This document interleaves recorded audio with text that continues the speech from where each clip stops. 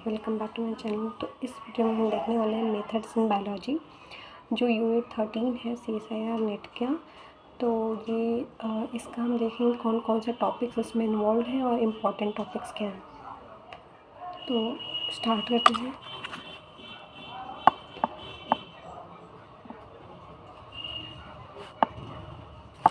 Methods in biology unit 13।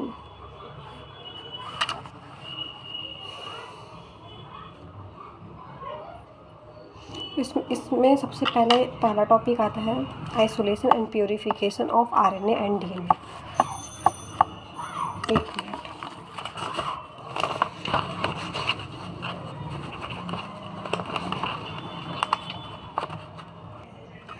तो पहला topic है आइसोलेशन एंड प्योरीफिकेशन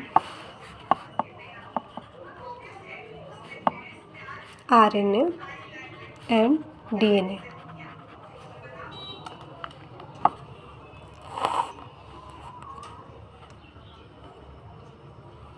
अभी नेक्स्ट है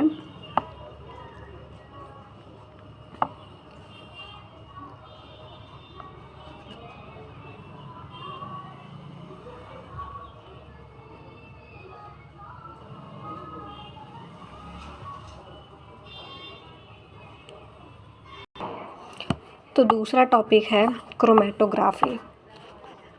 क्रोमेटोग्राफी इसमें डिफरेंट टाइप के क्रोमेटोग्राफी आते हैं। इसमें हम सब कुछ कवर करेंगे। अभी नेक्स्ट टेक्निक जो है वो है इलेक्ट्रोफोरेसिस।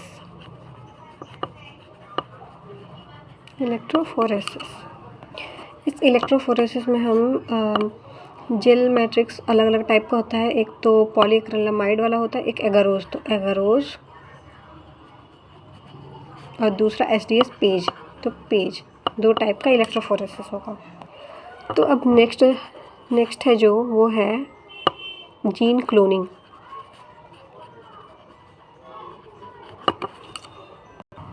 इसके अंदर हम वेक्टर्स का टाइप्स वगैरह सब पढ़ते हैं, जैसे प्लाज्मिड वगैरह। इसमें आर्टिफिशियल प्लाज्मिड होते हैं और नेचुरल प्लाज्मिड होते हैं। अलग अलग टाइप के प्लाज्मिड होंगे।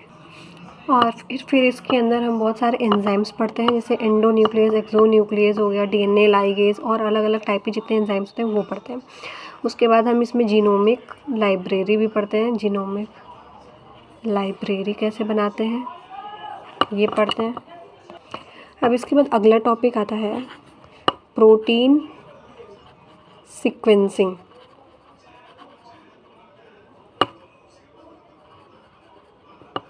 ठीक है, प्रोटीन सीक्वेंसिंग में सब टॉपिक्स जो होंगे उनको देख लेते हैं। जैसे प्रोटीन सीक्वेंसिंग दो तरीके से करते हैं। ये करते हैं दो तरीके से। पहला है एडमंड्स डिग्रेडेशन।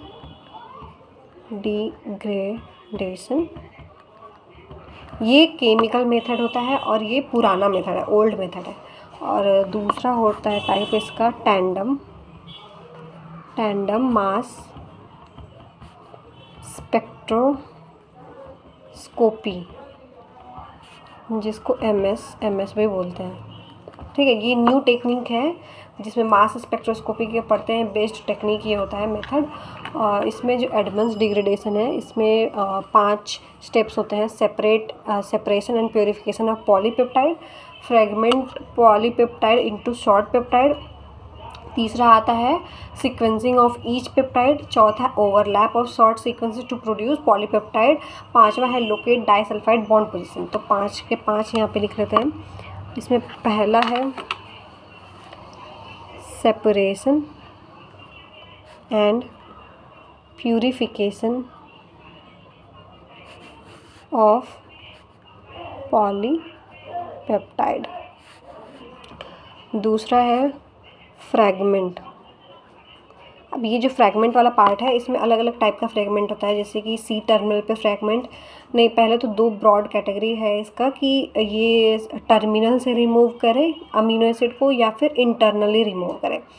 तो फिर उसके बाद आता है कि अगर इंटरनली रिमूव करता है तो उसमें भी दो तरीके से रिमूव कर सकता है, एक तो कार्बोक्सिल ग्रुप के साइड से, एक एन टर्मिनल के साइड से। तो इसके बेसिस पे भी ये अलग अलग डिवीज़न होता है, जिसमें हम देखते हैं ट्रिप्सिन और काइमोट्रिप्सिन। ट्रिप्सिन और काइमोट्रिप्सिन ये दोनों सी टर्मिनल से रिमूव करते हैं, और पेप्सिन जो होता है वो एन टर्मिनल से रिमूव करता है। और कुछ नॉन एंजाइम्स भी होते हैं जो ये फ्रैगमेंट पॉलीपेप्टाइड का फ्रैगमेंट के लिए यूज़ करते हैं, जिसमें अलग अलग टाइप के आते हैं बहुत सारे। तो इसको पहले पाँचों को लिख लेते हैं। अब ये जो 5 स्टेप हैं एडमंड डिग्रेडेशन के, इसमें सबसे पहला जो है separation and purification of polypeptide chain. इसमें हम डाइसल्फाइड बॉन्ड को ब्रेक करते हैं। कैसे ब्रेक करेंगे? रिड्यूसिंग इन्वायरमेंट प्रोवाइड करेंगे। रिड्यूसिंग इन्वायरमेंट के लिए हम यूज़ करते हैं बीटा मरकैप्टोइथेनॉल या फिर टेट्रॉल, जिसको DDT बोलते हैं। और इसके साथ इसमें आयोडोएसीटेट डाल देते हैं। इसकी वजह से कार्बोक्सी मिथाइल ग्रुप पे जो फ्री SH ग्रुप होता है वो डाइसल्फाइड बॉन्ड दोबारा नहीं बना पाता। तो इस तरह से हम पॉलीपेप्टाइड को सेपरेट कर लेते हैं। अब इसके बाद क्या करेंगे? अब पॉलीपेप्टाइड सेपरेट हो चुका है तो दूसरे स्टेप में हम क्लीवेज करेंगे। क्लीवेज वही हो गया, 2 तरीके का होगा क्लीवेज। इसमें एक तो जो एक्सो प्रोटीएजेस होते हैं जो साइड्स टर्मिनल से रिमूव करते हैं, एक एंडो प्रोटीएजेस होते हैं। तो वही मैंने जो बताया ट्रिप्सिन काइमोट्रिप्सिन, वही चीज़ें यहाँ पे फंक्शन करती हैं सेकेंड स्टेप में। और जो नॉन एंजाइम वाले होते हैं वो होता है साइनोजिन ब्रोमाइड, कैस्पेज, इलास्टेज, थ्रोम्बिन, आइडोबेंजोएट, ये सारे होते हैं नॉन एंजाइम। इसके बाद जो तीसरा स्टेप आता है सीक्वेंसिंग ऑफ ईच पेप्टाइड, तो इसमें सीक्वेंसिंग करेंगे। तो सीक्वेंसिंग से पहले हम क्या करते हैं, जो फ्रैगमेंट होते हैं वो सबको सीक्वेंस में एक रखते हैं। Prior to sequencing of each peptide पहले तो हम अमीनो एसिड का पोजीशन डिटेक्ट कर लेते हैं और एन टर्मिनल को डिटेक्ट कर लेते हैं किस साइड में है, ठीक है।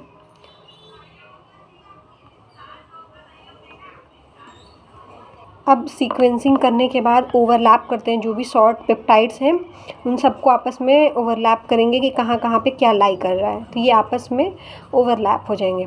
अब फिफ्थ जो स्टेप है वो है लोकेट डाइसल्फाइड बॉन्ड पोजीशन। तो डाइसल्फाइड बॉन्ड का पोजीशन है उसको लोकेट करेंगे। तो कैसे करेंगे? सबसे पहले इसको treat protein with proteases in absence of beta-Amy और DDT so that fragment linked by the disulphide bond will remain together. तो पहले स्टेप में जो हमने वहाँ पे डिग्रेडेशन किया था उस टाइम अगर हम रिड्यूसिंग नेचर नहीं रखेंगे तो हमारा डाइसल्फाइड बॉन्ड इंटैक्ट होगा। दूसरे में क्या करेंगे? सेपरेट ऑब्टेन फ्रैगमेंट, फिर HPLC या फिर जेल परमेशन क्रोमेटोग्राफी के थ्रू अलग अलग ट्यूब में सेपरेट कर लेंगे। तो अलग अलग पेप्टाइड को अब हम BME से ट्रीट करेंगे और उसका डाइसल्फाइड बॉन्ड ब्रेक करेंगे।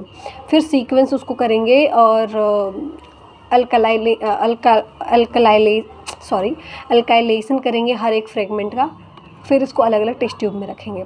तो ये हमारा लास्ट में डन हो जाता है। यहाँ से जब पूरा कंप्लीट हो गया है, हमने ओवरलैप करके शॉर्ट सीक्वेंसेस बना लिए हैं, हमें उसका सीक्वेंस पता चल गया है किसका? प्रोटीन का। तो प्रोटीन सीक्वेंसिंग का ये जो पहला मेथड है ये यहाँ पे कंप्लीट होता है। अब ये ओल्ड मेथड है। इसके बाद न्यू मेथड क्या है? Tandem mass spectroscopy. तो ये इसलिए लाया होगा क्योंकि उसमें कुछ लिमिटेशन रहे होंगे एडमंड्स वाले में। तो एडमंड्स में क्या क्या लिमिटेशंस होते हैं? 3 लिमिटेशंस होते हैं। पहला है N terminus must be free if it is blocked by acyl group or formyl group, it is cyclic peptide, then this method cannot be used। तो इसमें इसीलिए इसका ये लिमिटेशन होता है। और दूसरा है कि only peptide up to 50 amino acid can be sequenced. तो जो एडमंड्स डिग्रेडेशन वाला टेक्निक है इसमें हम सिर्फ ऐसे ही पेप्टाइड को सीक्वेंस कर पाते हैं जो 50 अमीनो एसिड या फिर उससे कम हो, और उससे ज़्यादा होता है तो हम उसको नहीं कर पाते हैं सीक्वेंस। तीसरा इसका होता है लिमिटेशन कि पोस्ट ट्रांसलेशनल मॉडिफिकेशन को हम डिटेक्ट नहीं कर पाते हैं। तो ये can not be detected post translational modification. तो ये 3 इसके हो गए लिमिटेशन। तो इसके लिए हमें अब टैंडम मास स्पेक्ट्रोस्कोपी की तरफ मूव करना पड़ेगा प्रोटीन सीक्वेंसिंग के लिए। तो जो मास स्पेक्ट्रोमीटर है या फिर स्पेक्ट्रोस्कोपी बोलते हैं जिसको, इसमें क्या होता है, एक सैंपल होता है, गैसियस आयनिक स्टेट का स्टेबल होता है और ions are allowed to move through specific velocity through the electric field. तो एक इलेक्ट्रिक फील्ड इसमें बनाई जाती है और जो सैंपल होते हैं उसको डालते हैं और जो सैंपल में आयंस प्रेजेंट होंगे उनको हम एक पर्टिकुलर स्पेसिफिक वेलोसिटी में उस इलेक्ट्रिक फील्ड में मूव कराएंगे। फिर इसके वजह से क्या होगा, separation of ions on the basis of mass to charge ratio. Mass to charge ratio इनका जो होता है उसके बेसिस पे सेपरेट हो जाएंगे बाय मास एनालाइजर। ठीक है। फिर चौथा इसका स्टेप होता है कि detection of each ionic species based on the mass पर चार्ज रेशियो। तो हर एक को अलग अलग डिटेक्ट कर लेते हैं। अब इसमें दो चीज़ें होती हैं, जो मास स्पेक्ट्रोस्कोपी है इसमें दो चीज़ें होती हैं। पहली होती है माल्डी एमएस, दूसरा होता है ESIMS। ठीक है। तो on the basis of how sample is converted to gaseous ionic state it is divided into two types. तो पहला है माल्डी एमएस, जिसका फुल फॉर्म होता है matrix assisted laser desorption ionisation. ठीक है। इसमें क्या करेंगे, सैंपल लेंगे, उसको एम्बेड करेंगे एक मैट्रिक्स में जो वीक ऑर्गेनिक एसिड होगा। जैसे इसका एग्जांपल ले सकते हैं, सिनामिक एसिड डेरिवेटिव हो सकता है या बेंजोइक एसिड डेरिवेटिव हो सकता है। तो फिर इसके बाद दूसरा क्या करेंगे, मैट्रिक्स में सैंपल को डाल देंगे। अब सैंपल डालने के बाद लेज़र के थ्रू एक्साइट करेंगे तो सैंपल मॉलिक्यूल जो होंगे वो डिसॉल्व्ड हो जाएंगे, converted into gaseous ionic state and charge species are allowed to enter into the mass filter. ठीक है। तो हमने क्या किया, इसमें माल्डी में सबसे पहले हमने सैंपल लिया, सैंपल को मैट्रिक्स में एम्बेड कर दिया। जो सैंपल है वो हमारा पेप्टाइड है, मतलब कि प्रोटीन है। प्रोटीन को हम एम्बेड कर देंगे। इसका स्टेप एक मिनट शॉर्ट में लिख लेते हैं। देखो ये माल्डी है, डन। माल्डी में पहला स्टेप में हम करते हैं, सैंपल लेते हैं। सैंपल जो होगा ना वो होगा एक मिनट, जो सैंपल होगा वो प्रोटीन होगा। तो सैंपल को हम मैट्रिक्स में एम्बेड कर दिए, सैंपल को एम्बेड कर दिए मैट्रिक्स में, और ये मैट्रिक्स बना होता है वीक ऑर्गेनिक एसिड का, जैसे सिनामिक एसिड डेरिवेटिव हो गया या बेंजोइक एसिड का डेरिवेटिव होगा। दूसरे स्टेप में हम क्या करेंगे, मैट्रिक्स में ऑलरेडी ये सैंपल हमारा है, ठीक है, सैंपल है, इसको हम एक्साइट कर देंगे बाय लेज़र। ओके। अब जो सैंपल मॉलिक्यूल होते हैं वो लेज़र पढ़ने की वजह से वो डिसॉल्व हो जाते हैं मैट्रिक्स में, और उसके बाद क्या होता है वो कन्वर्ट हो जाते हैं गैसियस आयनिक स्टेट में। तो ये जो चेंज हुआ है ना उसके वजह से ये मास फिल्टर में इंटर कर जाते हैं। तो मास फिल्टर में ये जो माल्डी है उसके बाद हम टॉफ देखते हैं। टॉफ मतलब टाइम ऑफ फ्लाइट, तो इसको पूरे टेक्निक को बोलते हैं माल्डी टॉफ एमएस। ठीक है, एमएस डिटेक्टर। तो इसमें टॉफ क्या है, टाइम ऑफ फ्लाइट, टाइम देखते हैं। तो different peptide will have different time of flight. तो separation on the basis of mass to charge ratio. तो सेपरेशन यहाँ पे कैसे हो रहा है, separation mass to charge ratio के बेसिस पे हो रहा है सेपरेशन। अब इसका सॉफ्ट टेक्निक होता है कि कोई भी फ्रेगमेंटेशन नहीं करते हैं हम पेप्टाइड में, और इसमें हम लार्ज आयंस प्रोड्यूस कर सकते हैं, up to 400 kD size use कर सकते हैं, एनालाइज कर सकते हैं प्रोटीन का। और इसमें प्योरीफाइड जो पेप्टाइड होता है वो सिंगल शार्प पीक देता है। ठीक है, सिंगल शार्प पीक देता है। अब नेक्स्ट है ESI टॉफ। ESI टॉफ क्या होता है, इलेक्ट्रो स्प्रे आयनाइजेशन। और टॉफ में होता है टाइम ऑफ फ्लाइट सेम। तो इसमें इलेक्ट्रॉन बीम रहेगा, उसको हम इसमें यूज़ करेंगे। अब इसका टेक्निक है कि कोई भी इसमें भी फ्रेगमेंटेशन नहीं करते हैं, इसमें आयंस का प्रोडक्शन करते हैं स्प्रे करके सैंपल पे। अब स्ट्रॉन्ग इलेक्ट्रिक फील्ड इसमें भी यूज़ होगा। ठीक है, इसमें जैसे कि एक यहाँ पे ये क्या होता है, आयनाइज़र होता है। ठीक है, आयनाइज़र होता है जिससे यहाँ पे आयंस प्रेजेंट होते हैं। उसके बाद यहाँ फ़िल्टर एक होता है, फ़िल्टर इससे पास करता है। फिर यहाँ पे नेक्स्ट होता है डिटेक्टर। जिससे हम डिटेक्ट करते हैं। तो यहाँ पे जैसे यहाँ से मॉलिक्यूल पास किया, यहाँ से मॉलिक्यूल पास करते हैं, ठीक है, ये आउटलेट है, यहाँ से सैंपल डालेंगे, आयनाइज़र में यहाँ से पास करेंगे। समझ लो अगर ये पॉजिटिव चार्ज्ड है तो यहाँ से इसके ऊपर चार्ज आ गया है, ये आगे बढ़ेगा, यहाँ अलग अलग ये मास प्लस चार्ज रेशियो की वजह से फिल्टर में आगे बढ़ेगा, फिर उसको हम डिटेक्ट करेंगे, फिर हम वहाँ देखेंगे मास और चार्ज का रेशियो क्या है, उसके हिसाब से हम इसको एक इसका ग्राफ बना के देगा, तो उससे हम इसको फिर एनालाइज करेंगे।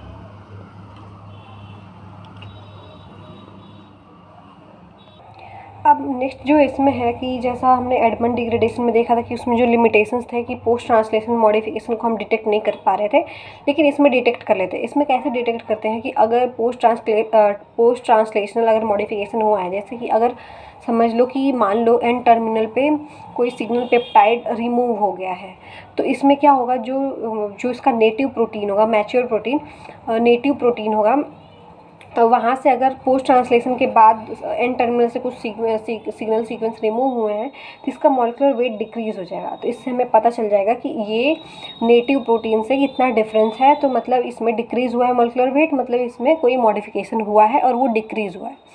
दूसरे तरीके का मॉडिफिकेशन जैसे ग्लाइकोसाइलेशन होता है। ग्लाइकोसाइलेशन में क्या होगा कि नेटिव प्रोटीन है, अब उसमें पोस्ट ट्रांसलेशन मॉडिफिकेशन के थ्रू शुगर ऐड हो जाता है प्रोटीन के ऊपर, तो वो मैच्योर प्रोटीन जब बनता है तो उसमें उसका मॉलिक्यूलर वेट इंक्रीज़ हो जाता है।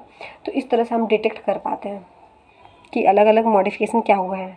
ऐसे ही बात करें और मॉडिफिकेशन की, तो एन टर्मिनल पे अगर एसिटाइलेशन होता है तब भी डिटेक्ट कर लेते हैं, फॉस्फोराइलेशन होगा तो डिटेक्ट करेंगे, oxidation of cysteine or chain, oxidation of methionine, तो ये सारी चीज़ें डिटेक्ट कर सकते हैं। तो अब नेक्स्ट जो टॉपिक है, अगला टॉपिक हम डिस्कस करेंगे अब है जीनोम सीक्वेंसिंग। तो यहाँ पे 6th है, ये यहाँ पे हम चल रहे थे, यहाँ पे प्रोटीन सीक्वेंसिंग तक देखा, अब नेक्स्ट है यहाँ पे 6th वाला genome sequencing. Genome sequencing done. तो जीनोम सीक्वेंसिंग में अलग अलग टाइप का होता है। जैसे जीनोम क्या होता है कि एक कंप्लीट सेट होता है जेनेटिक इन्फॉर्मेशन का, जो डीएनए होता है ऑर्गेनिज्म में किसी भी, ये इन्फॉर्मेशन जो इन्फॉर्मेशन जीनोम में प्रेजेंट होता है वो हैप्लॉइड सेट ऑफ क्रोमोसोम के फॉर्म में प्रेजेंट होता है। अब हमारे पास एक क्वेश्चन आता है कि हम जीनोम को सीक्वेंस क्यों कर रहे हैं, तो how gene work together during growth and development, ये जानने के लिए कर रहे हैं। How environment regulate genes, okay. और थर्ड क्वेश्चन आता है कि हम सीक्वेंस क्यों कर रहे हैं, इसका थर्ड आंसर है कि how differential gene expression occur in specific tissue और ऑर्गन। ये सारी चीज़ें जानने के लिए कर रहे हैं। To study variation in human, to compare human with other species, to analyse genome nature, to find out the genetic changes in cancer और एनी डिसऑर्डर लाइक जेनेटिक कोई डिसऑर्डर हो गया, जीन में डिफेक्ट हुआ, जीन फैमिली, एक्स्ट्राजेनिक जो sequence होते हैं जैसे कि रिपीटेटिव सीक्वेंस हो गए, यूनिक सीक्वेंसेस हो गए, इन सबको भी देखते हैं, ठीक है।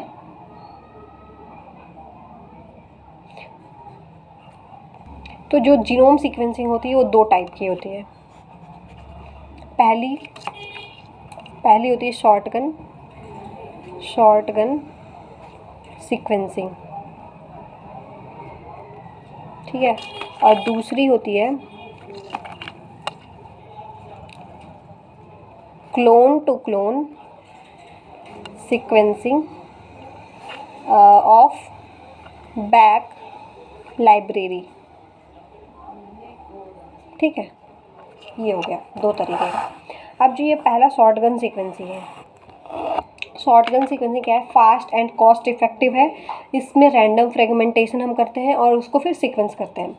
और वहीं पे ये बात करें, 1 मिनट, हाँ, तो ये जो क्लोन टू क्लोन सीक्वेंसिंग है ऑफ बैक लाइब्रेरी, ये स्लो प्रोसेस है, कॉस्टली है, और इसको यूज़ करते हैं फर्स्ट जेनेटिक मैप प्रिपेयर करते हैं, जैसे कि जीनोमिक लाइब्रेरी, या फिर उसके बाद सीक्वेंसिंग करके हम अलग अलग क्लोन का अलग अलग सीक्वेंसिंग करके कर सकते हैं। अब इसका लिमिटेशन क्या है कि जो ये शॉटगन सीक्वेंसिंग है ये फास्ट और इफेक्टिव, कॉस्ट इफेक्टिव है, तो फिर हम इसका यूज़ करते हैं, क्यों हम क्लोन टू क्लोन करने जाए।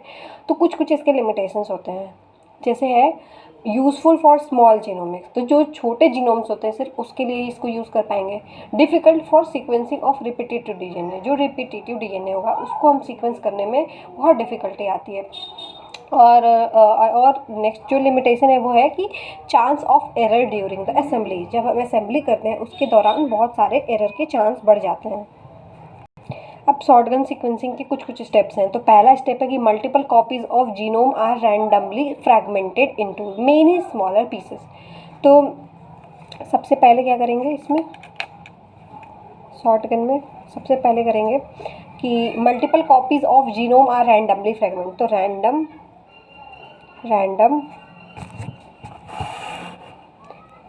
फ्रैगमेंटेशन,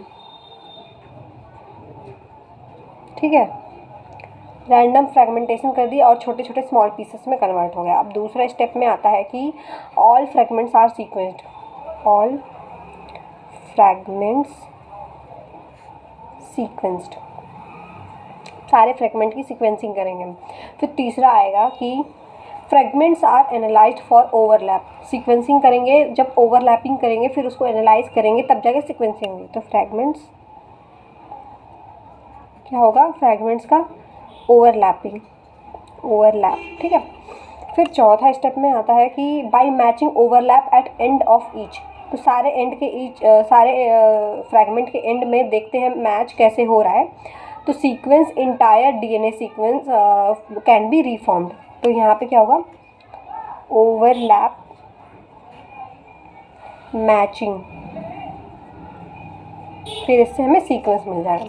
फिर पांचवा है this assembled larger sequence is termed as contig, तो कॉन्टिग का फॉर्मेशन होगा। कॉन्टिग क्या होता है, असेंबल्ड लार्ज सीक्वेंस, ठीक है। ये जो छोटे छोटे फ्रैगमेंट को जब हम ओवरलैप करके सीक्वेंस कर लिए तो जो लार्ज एक फ्रैगमेंट बचा मिला हमें, उसको कॉन्टिग बोलते हैं। छठवां स्टेप है pair wise and sequencing, pair wise and sequencing, ठीक है। अब इसके कुछ कुछ लिमिटेशंस होंगे, जैसे हमने पहले भी बात किया कि रिपीटेटिव सीक्वेंस होगा वो डिफ़िकल्ट होगा और एरर के चांसेस बहुत ज़्यादा होते हैं इसमें। अब हम दूसरे वाले की बात करें, ये वाला क्लोन, ये clone to clone sequencing of BAC library. तो अब इस वाले मेथड में हम देखते हैं कि जो पहला स्टेप आता है वो सीक्वेंसिंग से पहले क्या करते हैं, हम स्टेबलाइज करेंगे जीनोमिक लाइब्रेरी को और प्रिपेयर करेंगे जेनेटिक मैप को, ठीक है। उसके बाद सबसे पहले क्या करेंगे इसमें, रेस्ट्रिक्शन डाइजेशन ऑफ जीनोम, तो रेस्ट्रिक्शन डाइजेशन करेंगे, ठीक है। फिर दूसरे स्टेप में क्या करेंगे, फ्रैगमेंट जो बने हुए वो लगभग 150 KB के फ्रैगमेंट बन गए हैं, प्रोड्यूस हो गए। तीसरे में इंसर्ट कर देंगे इस फ्रैगमेंट को बैक में, इन बैक, ठीक है। फिर क्या करेंगे, इंसर्ट करने के बाद ट्रांसफॉर्म इनटू ई कोलाई। फिर ट्रांसफॉर्म करने के बाद क्या करेंगे, प्रिपेयर जेनेटिक और genome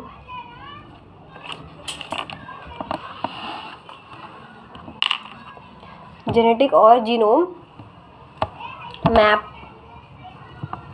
representing location of every clone on genome, ठीक है। तो हमने जेनेटिक मैप बना लिया। अब इसके बाद अब नेक्स्ट देखेंगे कि जो डीएनए सीक्वेंसिंग होती है वो अलग अलग टाइप की होती है। डीएनए सीक्वेंसिंग, तो जो डीएनए सीक्वेंसिंग है अलग अलग टाइप का है। पहला है मैक्सम गिलबर्ट। मैक्सम गिलबर्ट ये होता है केमिकल डिग्रेडेशन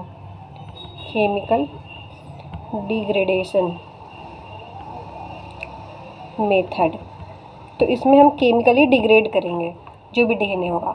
और दूसरा है सैंगर सीक्वेंसिंग। इसमें बेसिकली हम क्या करते हैं, चेन चेन टर्मिनेशन मेथड को यूज़ करते हैं। और जो तीसरा है पायरोफॉस्फेट और चौथा है नैनोपोर, ये दोनों सीक्वेंसिंग रियल टाइम सीक्वेंसिंग होती है, रियल टाइम। ठीक है, तो अब नेक्स्ट लेक्चर में हम देखेंगे मैक्सम गिलबर्ट मेथड, जो केमिकल डिग्रेडेशन मेथड होता है, और फिर उसके बाद सैंगर सीक्वेंसिंग और बाकी सारे मेथड भी डिस्कस करेंगे। तो थैंक्स फॉर वॉचिंग। अगर हम आप इसके आगे का देखना चाहते हैं सारे मेथड्स, तो फिर नेक्स्ट वीडियो का वेट करें।